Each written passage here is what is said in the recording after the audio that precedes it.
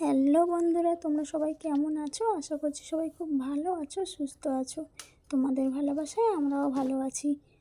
আমি লাইফস্টাইলের নতুন একটা ব্লগে তোমাদের সবাইকে অনেক অনেক স্বাগত, অনেক ভালোবাসা।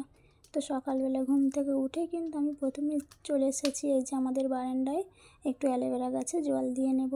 তো এখন করে আমি ব্লগটা ঠিকভাবে তোমাদের সঙ্গে শেয়ার করতে পারি না। তোমরা সবাই জানো আমার শরীরটা এখন খুবই খারাপ আছে। তো সেই জন্য রোজকারের ডেলি ব্লগ তোমাদের সঙ্গে ঠিকভাবে শেয়ার করতে পারি না। তার জন্য তোমাদের কাছে বারবার কিন্তু আমি ক্ষমা চেয়ে নিচ্ছি। কেউ কিছু কিন্তু মনে করবে না। আমাকে তোমরা যেভাবে সাপোর্ট করছো সেভাবে সাপোর্ট করো। আমি খুব তাড়াতাড়ি তোমাদের সুন্দর সুন্দর ডেলি ব্লগ দেওয়ার চেষ্টা করব।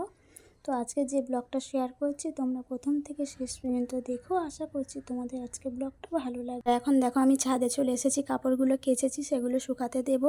আর তোমাদের দাদাভাই অফিসে চলে গেছে। আজকে প্রচুর রোদ, আজকে কেন 2-3 দিন ধরে কিন্তু অনেকটাই রোদ ভালো হচ্ছে। তোমরা সবাই জানো এত রোদ উঠেছে যে কি বলবো। তো যাই হোক, রোদ উঠেছে তার কী করবো, মানে ওপরওয়ালা সব দিকে দোষ। বৃষ্টি হলেও দোষ, রোদ হলেও দোষ, মানে আমরা কিছুতেই দোষ দিতে চাই না, তাই না বলো? তো যাই হোক, চলো এখন কাপড়গুলো শুকাতে দিয়ে দিয়েছি, মুখটা ধোবো। তো ব্রাশ করা হয়ে গেছে, মুখটা ধুয়ে নেবো। তো চলো, আর আমাদের এখানে না মানে ওপরে ছাদে যে কলটা লাগানো আছে না, কলটার মুখটা না ভেঙে গেছে। কেন বলতো, এই রোদ পড়ে তো, প্লাস্টিকের কলটা যেহেতু, তো সেই জন্য প্লাস্টিকের কলটা মানে রোদ লেগে লেগে না ফেটে গেছে, ও ভেঙে গেছে। এটাকে ঠিক করা আর ঠিকভাবে মানে টাইম হচ্ছে না, ঠিকও করা হচ্ছে না, জানো তো। ঘরের মানুষ ঘরে না থাকলে এই অবস্থা হয়। একটা দিন ঘরে থেকে কীভাবে যে টাইমটা কেটে যায় আমরা কেউই বুঝতে পারি না। তো সেই জন্য কলটাও ঠিক করা হচ্ছে না, জানি না কবে আবার কলটা ঠিক করা হবে। আর নিচে দেখেছো আমাদের বেসিনটা কত সুন্দর, নিচে বালতি মানে পাইপের কোনো সিস্টেম নেই। এই যে এইভাবে আমাদের এখন চলছে। আর আমাদের এই বেসিনটা কাদের কাদের ভালো লাগছে তোমরা কমেন্ট করবে, আমি তো হেসেই পাগল। তো তোমরাও ভিডিওটা দেখলে অবশ্যই কিন্তু তোমরাও হাসবে, আমি এটুকুনি বলতে পারি। তো যাই হোক, মুখ ফুক দেওয়া হয়ে গেছে। আর দেখো আমি ব্রাশটা কেমনভাবে মাথায় রেখেছি, এটা না আমি আমার মায়ের কাছ থেকে শিখেছি, জানো তো। আমার মা যখন না কলতলায়, মানে কল না সরি, আমাদের পুকুর ছিল, তো ঠিক আছে, আমাদের পুকুরতলায় আমার মা যখন বাসন মাজতে যেত, তো সঙ্গে এরকম ব্রাশ করে মাজা নিয়ে যেত, একেবারে মুখ ধুয়ে বাসন টাসন মেজে নিয়ে চলে আসতো। তো দেখতাম মা এরকম খোপাতে না ব্রাশটা আটকে রাখতো। তো সেই হঠাৎ করে আমার মায়ের কথাটা মনে পড়তেই আমি ওরকমভাবে মানে ব্রাশটা আটকে রেখেছি। তো সত্যি মায়েদের এক একটা এমন এমন কাজ আছে না যে জীবনেও ভোলার মতো না। তো খুব ভালো লাগলো, সময়টা মনে পড়ে গেল, মায়ের কথাও অনেকটা মনে পড়ে গেল। তারপরে মনটাও অনেকটা খারাপ হয়ে গেছিলো, কী আর করা যাবে, ভাগ্যে যতটুকু যা লেখা থাকবে ততটুকুই হবে। তো আমি এখন ভালো করে চুল টুল আঁচড়ে নিয়ে এখন খেতে বসে পড়েছি। আর এখন খাচ্ছি, দেখো সন্দেশ খাচ্ছি আর মালপোয়া খাচ্ছি। ঘরে অনেকটা সন্দেশ ছিল, আর আমাদের ঘরে তো সুগার মানুষ ভর্তি। তো সেই জন্য আমি যত মিষ্টি থাকে না আমিই বেশিরভাগ খাই। আর আমার সত্যি কথা বলতে মিষ্টিটা খেতে একটু বেশি ভালোই লাগে, তো সেই জন্যই খাই। তো কার কার মিষ্টি খেতে ভালো লাগে আমাকে কমেন্ট করবে। তো একটা কথা বলি, আমি যখন না লাইভে আসি না, আমাকে কেউ জিজ্ঞাসা করে কী খেয়েছো, আমি যখন বলি অন্য কিছুর নাম বলি, যে লুচি খেয়েছি বা পরোটা খেয়েছি, আমাকে তারা কমেন্ট করে কেন আজকে সন্দেশ খাওনি, আজকে রসগোল্লা খাওনি। আমার না এই কথাগুলো ভীষণ ভালো লাগে, যেহেতু আমি মিষ্টি খেতে একটু পছন্দ করি। আর সবাইকে আমি বলেছি যে আমি না মিষ্টি খেতে ভীষণ পছন্দ করি। তো সেই জন্য না আমাকে সবাই জিজ্ঞাসা করে, একদিন যদি না খাই বলবে কেন আজকে খাওনি। আমি বলি না না আজকে খাইনি। তো খাওয়া হয়ে গেছে, এখন খাটটাও সুন্দর করে গুছিয়ে নিচ্ছি, দেখো। তো আমি না বারান্দাতেই এখন করে বালিশগুলো রোদে দিই। আর রোজ কী বলে তো, বালিশগুলো রোদে দিলে না একটু ভালো মানে গরম গরম ভাব থাকে, ভালো লাগে। তো সেই জন্য ছাদে আর এখন করে বালিশ রোদে দিই না, এখন করে বারান্দাতে এই মানে আমার জানালাতেই দিয়ে দিই। যেখানে এত সুন্দর জানালাতে রোদ আছে, তো আবার কষ্ট করে আমি ছাদে যেতে যাব কেন বলো। তো চলো এখন কাপড়গুলো আবার গুছিয়ে নিই। তো ডেলি ডেলি ব্লগ না তোমাদের সঙ্গে শেয়ার করতে পারি না, আমারও নিজেরও খুব খারাপ লাগে আর ভালো লাগে না। ভাবি যে তোমরা কি ভাবছো, কি এমন কি তোমাদের হচ্ছে, আমাকে অনেকে মিস করছো, আমাকে কমেন্ট করে বলছো বা আমাকে পার্সোনাল মেসেজ করছো যে দিদি বা বোন তুমি এরকম রোজ ভিডিও কেন শেয়ার করছো না, তোমার ভিডিওর অপেক্ষায় থাকি। তো সত্যি যখন এই কমেন্টগুলো পড়ি না, তখন মনে হয় যা শরীর খারাপ যা হয় হবে, একটু ভিডিও করি, বড় হোক বা ছোট হোক তোমাদের সঙ্গে শেয়ার করি। আজকে ভিডিওটা জানি একটু ছোট হয়ে যাবে, কিন্তু ছোট ভিডিওর জন্য কি করে যাবে, ভিডিও তোমাদের সঙ্গে ডেলি ব্লগ শেয়ার করতেই থাকবো, ছোট হোক বা বড় হোক। তোমরা একটু আমাকে সাপোর্ট করো, আমাকে ভালোবাসা দিও। আর ঠিকঠাক যদি ভয়েস তোমাদের সঙ্গে না শেয়ার করতে পারি, কেউ কিন্তু একদম খারাপ কমেন্ট করবে না।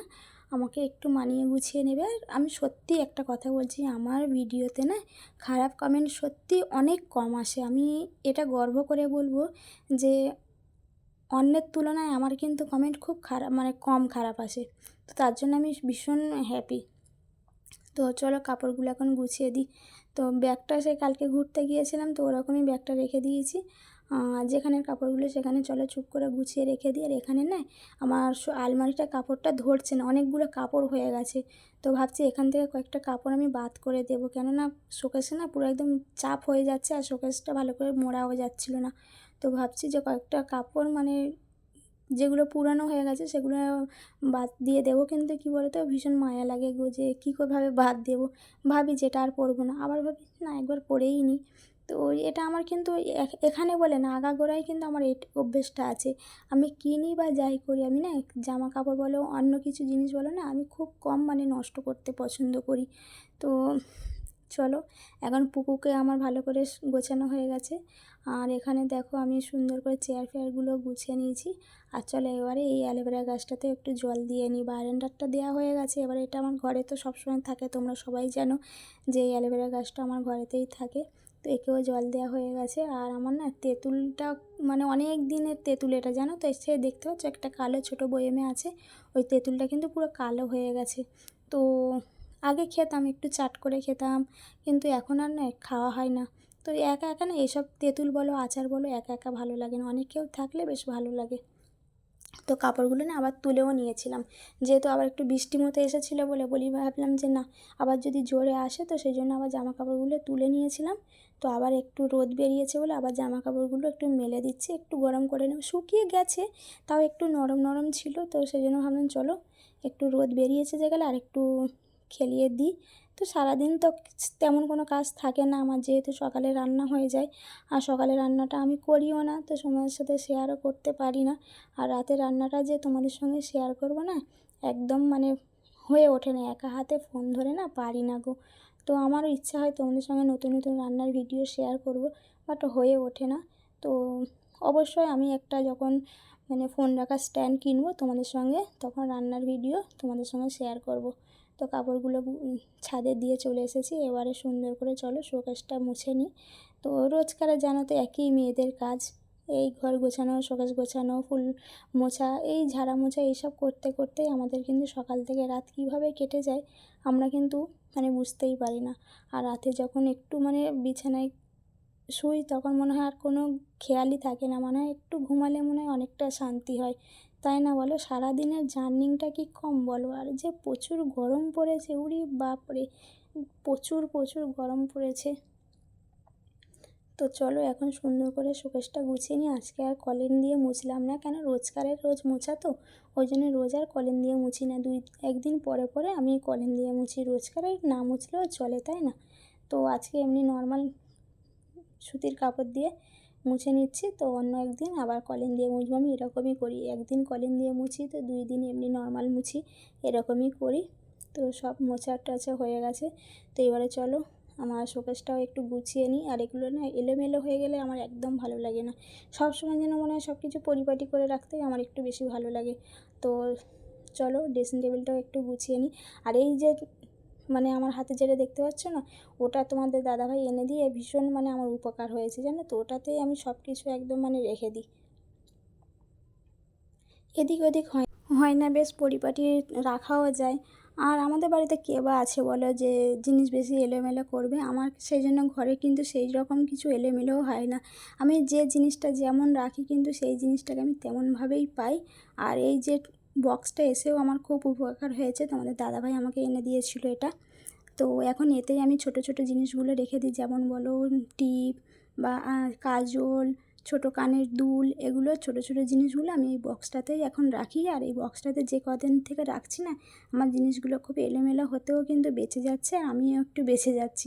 মানে রোজগারে ছোট ছোট জিনিসগুলোকে নিয়ে না আমার মানে ভীষণ টেনশন। তোমরা সবাই জানো যে ছোট জিনিস বেশি হারিয়ে যায় বলো, এই ক্লিপ আর মানে কি বলবো, গার্ডার তো মানুষ যতই কিনুক মনে হয় যে কোথাও গেলে ক্লিপ থাকবে না আর গার্ডার থাকবে না, এটাই তো হয়ে থাকে স্বাভাবিক সবার সঙ্গে, তাই না বলো?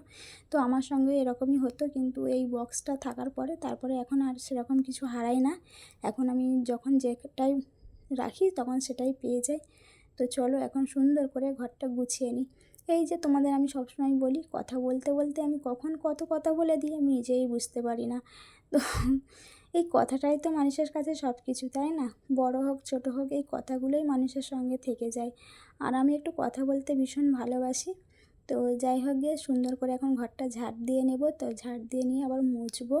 তো আজকে ব্লগটা আমি তোমাদের সাথে সেইভাবে শেয়ার করতে পারছি না, তো যতটুকু পারছি তোমাদের সঙ্গে শেয়ার করছি। তো তোমরা এইভাবেই আমাকে সাপোর্ট করতে থাকো, ভালোবাসা দিয়ে যাও। আশা রাখছি খুব তাড়াতাড়ি তোমাদের সঙ্গে আবার আগের মতো সুন্দর সুন্দর ডেলি ব্লগ শেয়ার করার চেষ্টা করব। তো চলো ঘরটা এখন ঝাড় দেওয়া হয়ে গেছে, এবার আমি এখন ঘরটা মুছে নেব। তো তোমরা কীরকম আছো না আছো আমাকে কমেন্ট করবে। আর একটা দিদি আমাকে হুগলি থেকে সেই প্রথম থেকে না সাপোর্ট করে। দিদিটার নাম কি কাঞ্চন দি না কি একটা নাম, যাই হোক সরি ভুলে গেছি গো, কিছু মনে করো না দি। হুগলি থেকে আমার ব্লগটা দেখে প্রথম থেকে আমাকে সাপোর্ট করে। তো সত্যি কাঞ্চন দি তোমাকে অসংখ্য ধন্যবাদ। তুমি আমার ভালো সময় খারাপ সময় সব সময় আমার পাশে থেকেছো। তো এইভাবেই আমাকে প্রথম থেকে যেভাবে সাপোর্ট করছো পরেও এইভাবে আমাকে সাপোর্ট করে যেও। তো চলো আজকের ভিডিওটা এই পর্যন্তই, আসছি আবার নতুন একটা পরের ভিডিওতে। ততক্ষণে তোমরা সবাই খুব ভালো থেকো, সুস্থ থেকো, সাবধানে থেকো। আর আমার জন্য প্রে করো আমি যেন খুব তাড়াতাড়ি ভালো হয়ে যাই, আর আমি তোমাদের সুন্দর সুন্দর নতুন নতুন আগের মতো আবার ব্লগ ভিডিও দেওয়ার চেষ্টা করি। তো চলো সবাইকে এখনের মতো টাটা।